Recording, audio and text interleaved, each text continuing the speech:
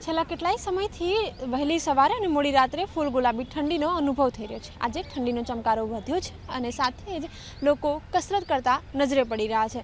શિયાળાનો સમય કે જે શરીરને સ્વસ્થ રાખવા માટેનો સમય છે, જે 4 મહિના છે એ આરોગ્યપ્રદ ખોરાક અને જુદી જુદી એક્સરસાઇઝ કરીને શરીરને સ્વસ્થ રાખી શકાય એ પ્રકારનો માહોલ હોય છે, એ પ્રકારનું વાતાવરણ હોય છે। તો એ જ પ્રકારે અત્યારે લોકો નજરે પણ પડી રહ્યા છે।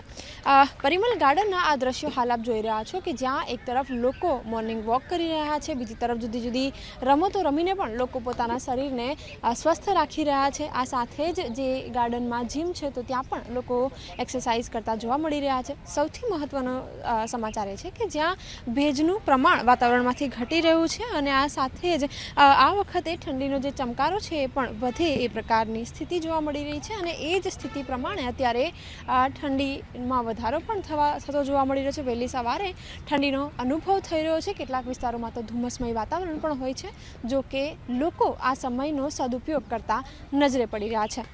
કેમેરામેન શૈલેષ બગડા સાથે સપના શર્મા, ઝી 24 કલાક, અમદાવાદ।